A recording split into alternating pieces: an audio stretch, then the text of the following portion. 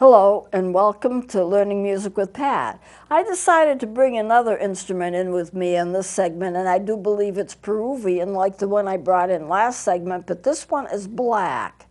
So I'm going to hold it out here. It's absolutely black. And it's designed a little bit differently. If you look on it, I mean, it's designed, they're all designed, but if you look at it, you might see an animal. I can't tell from the monitor, but you might see an animal. And I know I've had this instrument in once before, had a discussion with the man who runs the system with Rick. I said, well, it might be a camel, and he said, no, it might be a llama. And I guess we both decided it probably was an alpaca because they're cute. And so the animal is right here. I'm going to twist it around a little. I hope you can see it all right. There's a little head. Right here's a little head. If I got it, you can tell me because I can't tell. And it's kind of cute. Now, that wasn't on the instrument that I showed you last week. There were flowers on that. But there are various designs of things that you can see. And it's black, and it's actually quite a nice little instrument. One difference, though, is that there is no tone hole in the back that you use for your thumb. There was in the other instrument, but there isn't on this, so somebody just didn't put it in. And I don't know, the finger stretches are unusual because with the left hand, as in the last instrument I had, there's quite a stretch. I don't know how well this is going to play. I will try it.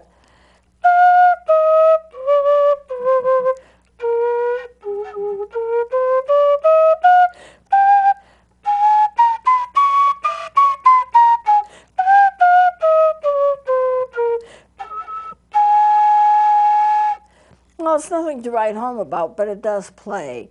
And they're little novelty items. They're decorated beautifully and they look nice, and they're for people just to kind of fool around with. You wouldn't do any serious music with it, but you can see how it's built. There's a labium very close to the top, right above where I have my finger.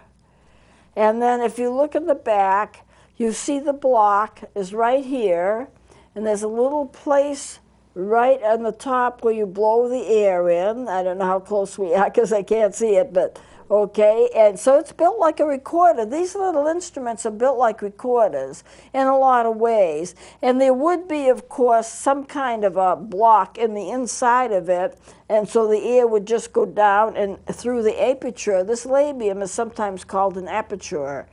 But I use the word labium. Everybody knows what it is, but you can use that other word as well. So there it is, another instrument from another country. I like to bring in instruments, and some of them I've had in before and some I haven't, but I have about 300 instruments now.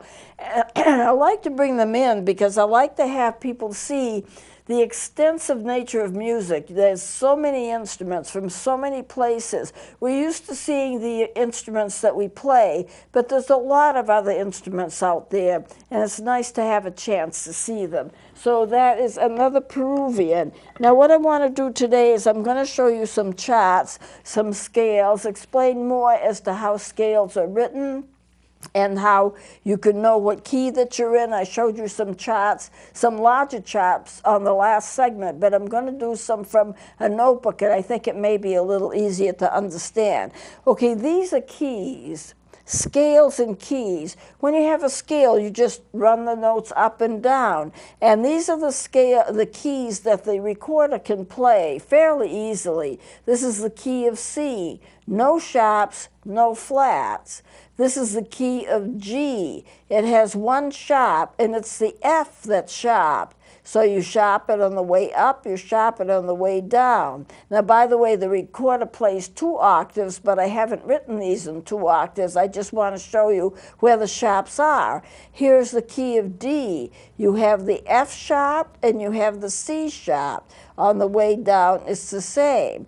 Now, the key of F, which has one flat, that's the B flat right here, and it starts on F because it's in the key of F. That B flat appears here, and that B flat appears here. So there is a root note to every scale. The root note is the note that you start on. Now, if you remember on the last segment, I took you into how you go from C to G, G to D by counting every 5 notes. You add a sharp, or if you go in the other direction, you count every 5 notes and you add a flat. And the note that you end on is the note of the key, and it's the root note of that key. But it's not the note that's flatted or sharp. There is a sequence of steps and half steps that determine what notes will be sharped and what notes will be flatted. And I got into that a little bit last segment, and I want to go into it again. So these are the keys that the recorders can play. I can kind of fudge it and get it to play in other keys, but it's kind of a little bit tricky. Generally, the instruments is made to play in the key of C. All instruments have a key that you play in, of the woodwinds and the brass. And so these, like C and G and D, the instrument's made to play in the key of C, but it can play in other keys as well. Now, if you look down here, I have middle C right here, and here's the treble clef going up the scale, and that's the bass clef going down. And the middle C is between the treble clef and the bass clef, and I've put 2 stems on it. If I want to keep it just as a treble clef, I don't use that stem. I just have the stem that goes up. Now it's the lowest note of the treble clef. If I want to use it as a bass note, then I wouldn't use this stem. I would leave that off, and it would be the upper note, the highest note of the bass clef. But you can see it's between the middle, and the scale just runs from that middle C down and up, and that's where you get it. That's where you get your keys from. Now, when you take a look at a keyboard, and this is just an example of a keyboard, and we'll get that set up so it can be seen. Here we are. C to C, that's an octave. C to C is an octave. And this doesn't go, and this goes up eventually. I didn't put in a full octave there. But you have a step. From C to C sharp is a half step. From C to D is a step. From D to D sharp is a step. From D to E is a full step. So you have steps and you have half steps. And the half steps are when you don't have a black note, or when you go and use a black note. So G sharp, this is G, G sharp, that's a half step. If you played G to A, that's a full step. So you have series of steps, half steps and full steps, and that determines where the sharps and flats are going to be. Now you have something here called, and I'm going to show you the large one. This is a circle of fifths. And this helps to determine where sharps and flats and the keys where they're going to be. So when we get that in, this is a circle of fifths. I've been showing you on the keyboard how to figure out what key you're in, and I've been saying do 5 notes, C, D, E, F, G, 1 sharp, that's the key of G. Start on that same note that you stopped on, G, A, B, C, D, that's your sharp, your D, which is 2 sharps, you add another sharp. D, E, F, G, A, that would be A sharp, there would be 3 sharps. A, B, C, D, E, 4 sharps. E, F, G, A, B, 5 sharps, and you go sharp by sharp by sharp. Now, if you want to go in the other direction, it gets to be flat. So here's a circle. It's called a circle of fifths. It's a little complicated, but you start with your C. All of the things I've been telling you are put on the circle. Here's your C, key of C, and I've got a little staff in there and a treble clef because we're dealing with a treble clef. No sharps, no flats. You do one segment here to the right, and there's your F sharp, key of G, your 2 sharps, key of D, your 3 sharps, key of A. So what you're doing is you're just going up 5 steps, 5 steps, 5 steps. But instead of counting them, it's just pictured here. This is what you've done. Another 5 steps, you have another set of keys. Now, it gets complicated. Here you go for the flats on the left-hand side of the circle. 5 steps, you get B flat. Another 5 steps, you get E flat. Another 5 steps, you get E flat. E flat is 3 flats. B flat is 2 flats. A flat is 4. D flat is 5. Now, this is what happens. If you get enough sharps and if you get enough flats, then you can, at some point, have the sharped keys be the same as the flatted keys, and the two are the same. It gets a little complicated, but when you get down here, your C flat and your B are going to be the same key.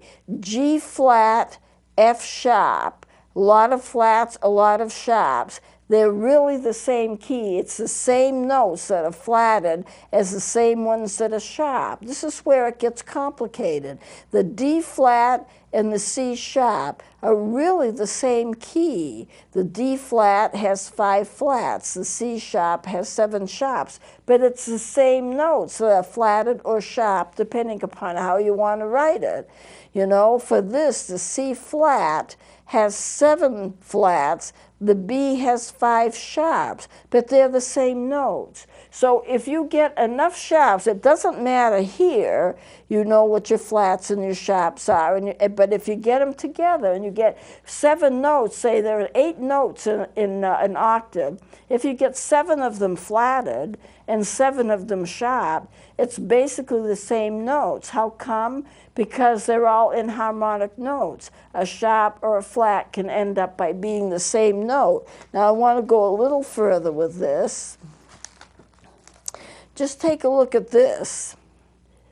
All right, D flat, you have 1, 2, 3, 4, 5 flats.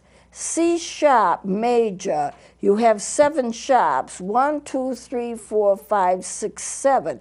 That means practically every single note of the scale is sharp. If you look, here's a C sharp, a D sharp, an E sharp, an F sharp, a G sharp, an A sharp, a B sharp, and C sharp. But that's the same as the flats. So if we think about where the enharmonic notes are, I know it's going to get a little complicated, but just kind of hear me out here. This C sharp is the same note as this D flat. So if I look at this C sharp would be right here, but here's the D. The D flat's the same note, okay? The D sharp is the same as the E flat. The F sharp, the E sharp is the same as the G flat. You go right through the scale. This C sharp is the same as the D flat. B sharp, the same as the C. A sharp, the same as the B flat. D sharp, the same as the G flat. And you go all the way down the scales because they can be the same notes now. If I were to take in fact, I think I'll do it on my recorder. So here's a, let's say here's an A, here's an A flat, here's the B, B flat.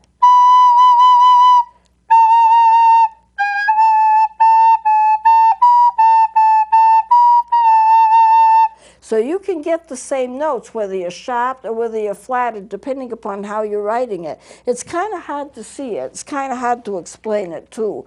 But so if I do this G and I want to do the sharp, I can get a G sharp. If I want to get an A and do a flat, it's going to be an A flat. An A flat and a G sharp are going to be the same notes because they're enharmonic notes. And if you get enough sharps or enough flats, then they can turn out to be the same as each other, so they can be read as either flats or sharps in the scale. Now, we would, in a beginning class like this, we wouldn't get into that. The reason that I want to show it to you is because I want you to see. Now, when I was taking music lessons, no one ever taught me this.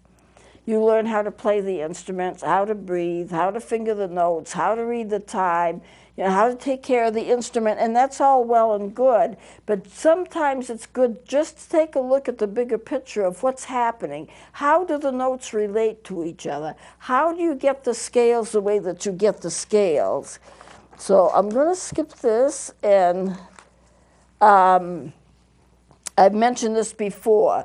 The way that the notes are actually sharped or flatted depends upon the steps and the half steps. So here, and this will be maybe easier to see. C to D, 1 step. D to E, 1 step. E to F, half step. F to G, step. G to A, step. A to B, step. B to C, half step. So your major scales follow this sequence. They have 2 steps, a half step, 3 steps, and another half step. And it's that way for every major scale. So let's take D. D to E, 1 step. E to F sharp, 1 step. And because you need the step, a full step to make the scale rather than the half step at this point, so that has to be sharped.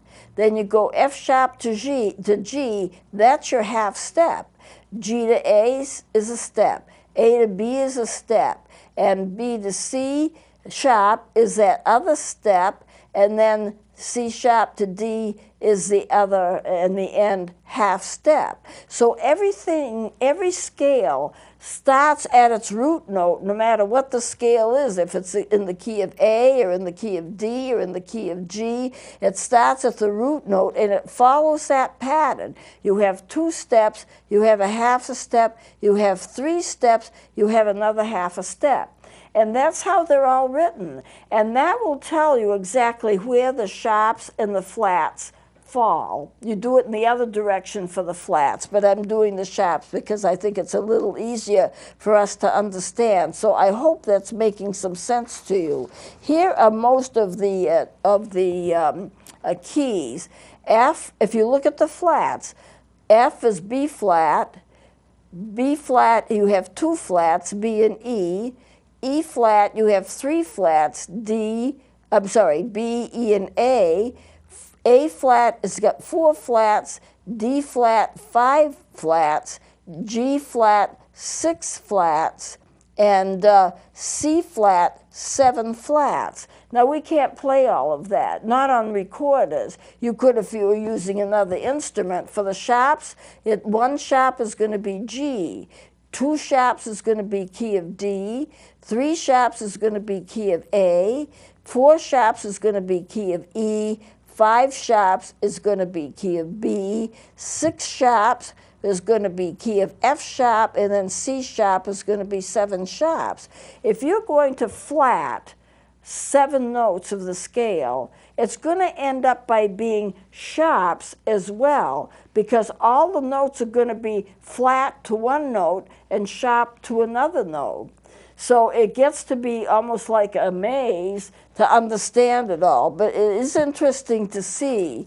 And I'm going to just move over here and once again show you this is middle C right here. All the notes going up are treble notes. All of the notes going down are bass note. And that middle note is right in the middle. It's the lowest note of the treble clef. It's the highest note of the bass. So C, D, E, F, G, A, B, C, C, B, A, G, F, E, D, C. There's a two-step difference if you're reading from the bass clef to the treble clef. There is a two-step difference in the notes, because what would be C to the bass clef would be A to the treble clef. I know this may not make a whole lot of sense, and I'm not planning to repeat this anytime soon, but I just want you to see there is a relationship between notes. Where does that relationship come from? How do the notes fit together?